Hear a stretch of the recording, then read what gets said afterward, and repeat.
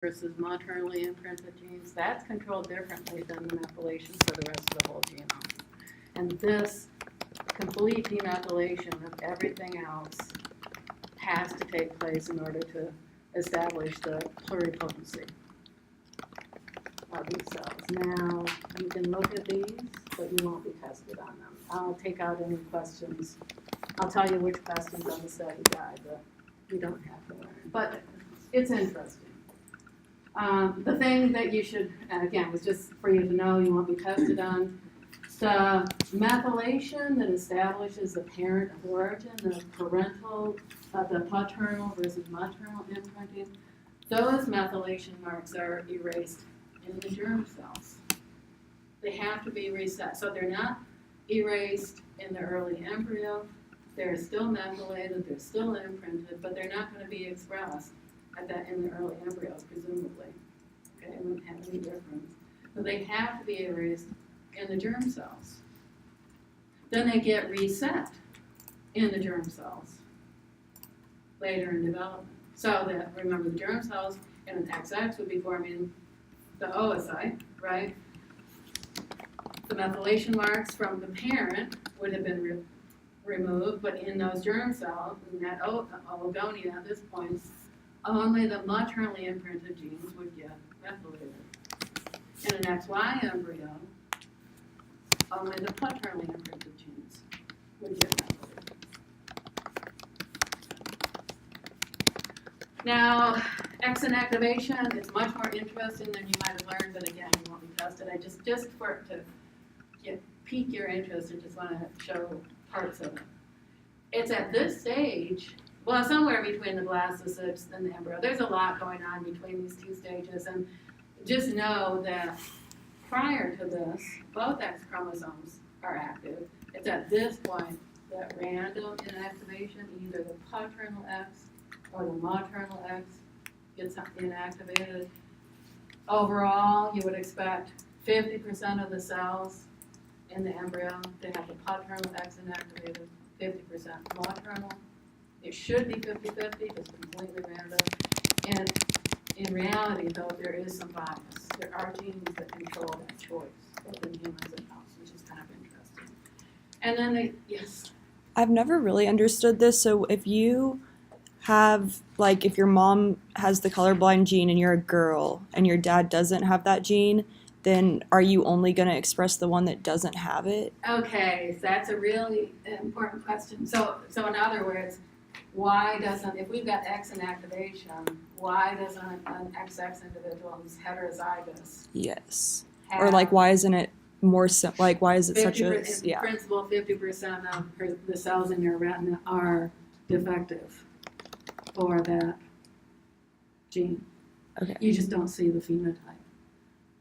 Now, there are studies where people have looked, scientists, people that study vision and color, where you can actually do real sensitive measures of the ability to detect red-green. And heterozygous women will show a difference between homozygous dominant and homozygous wild type. But remember I said this should be 50-50 if they're skewing. Let's say the defective allele was inherited from the paternal X, and let's say the X inactivation wasn't completely random. And so if there were more cells where the maternal X carrying the wild type allele got inactivated, then there would be more cells showing the defect. So women can truly be, XX individuals can truly be heterozygous, but still have a defect. Okay. It's unusual. Okay, and it would depend on the extent of that skewing. Okay. One over the other. No, it's a good question. And so, of course, it's not just that particular gene, anything that's X. Yeah. That was just the only gene I could think of off the top of my head. Yeah, there's probably not very many. There are some others that aren't. Yeah. There's this guy that I follow on Instagram. He's like a wildlife, conservationist type guy, and he was following sea turtles. And he said that, like, based on the incubation of the nest that they have, like how deep it is or just how warm it is, they'll come out a different sex. So like if it's warmer, they come That's out. an example of temperature-dependent sex determination. Is that, can there be something like that similar? With the X inactivation, not as far as I know, and X inactivate, I don't know how reptiles do dosage compensation. That's a different thing from sex determination, yeah. Even though it I just didn't involves, know if there was any yeah, similar. yeah, that's a good question. I mean, I'm sure the environment might have. I mean, I know there's a bunch Well, of like. let me tell you something, it's just been reported a few months ago, and not sea turtles, but a different, slider turtles, is that a turtle? I don't know, some kind of turtle. Have you heard about this? I've heard of the turtle. Yeah, so that, it has a, okay, we're getting off. Sorry. No, outside of the, it's fine. If you guys don't mind me not covering everything, as long as I remove things that you're gonna be testing on. Anyway, temperature dependent sex determination in turtles, the mechanism has been worked out. And it's epigenetic. They know there's a histone modifier that, I forgot if it's a demethylase or a methylase.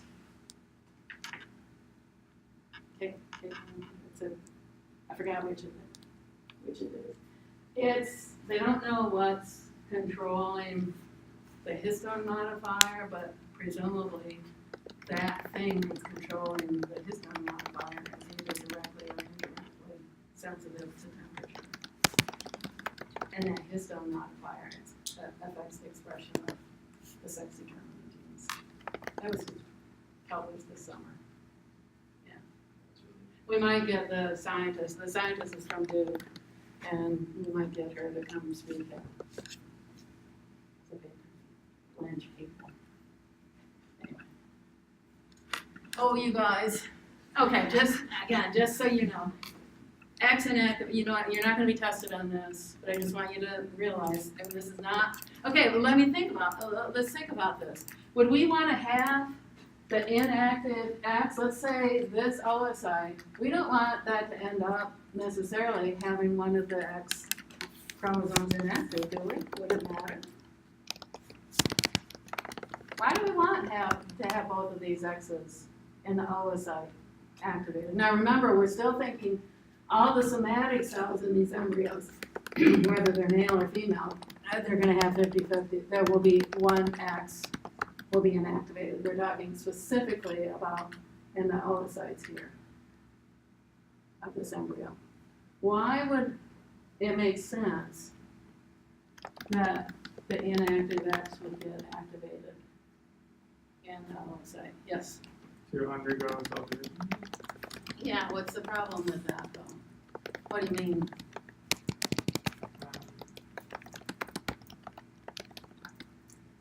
It has to do with cell division. You don't want the active X to go before that. Exactly.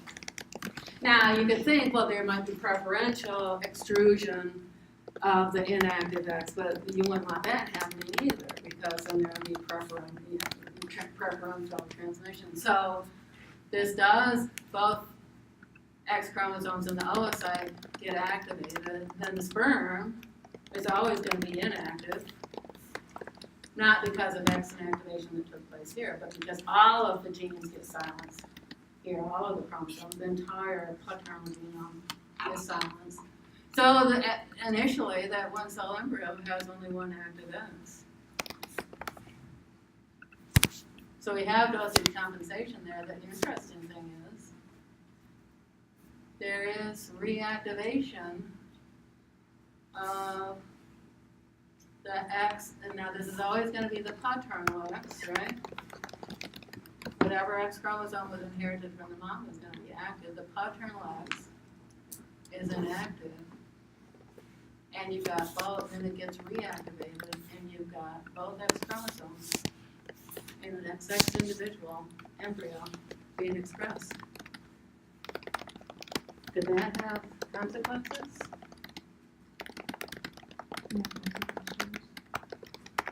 Dosage issues for these embryos? You're on the right track. Why do we have dosage compensation? Why do we want only one X chromosome being expressed here?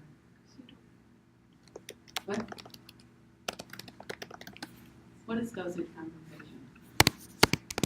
Somebody who hasn't said anything, you only got 5 minutes to be able to put a check on your talent sheet, yes.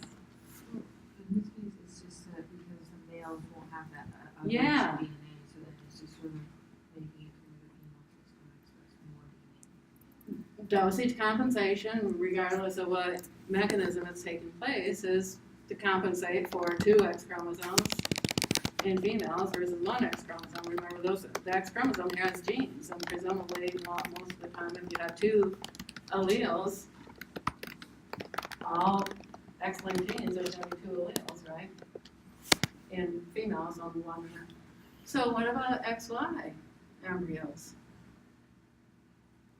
They're only expressing, for any X-linked genes that are being expressed at these stages, females are expressing twice as much. Could that have a consequence for those poor little boy embryos? It could, and there actually are studies showing that XY and embryos are at a slight disadvantage at this stage. But later on, they get a slight advantage, and I'm not sure it is known what that. So it is, but who knows why evolution ended up this way. Anyway, curious tidbit that we tested on, but yeah. I think it has something to do with the female's germ cells have to get the embryo has, a female embryo has to be born with all their eggs already made. Well,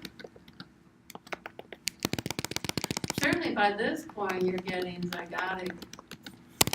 All of this would be, a lot of this would be much normal. You wouldn't even be getting any expression. Okay, so there probably isn't an effect here. This says active X's. I think that has to do with respect to like bar body formation or complete silencing, okay? These are embryonic, remember, and I don't really remember the distinction between activation of the embryonic autosomes versus embryonic sex chromosomes. By this point, these would be in here, these would be both being expressed. Okay, we might as well stop here.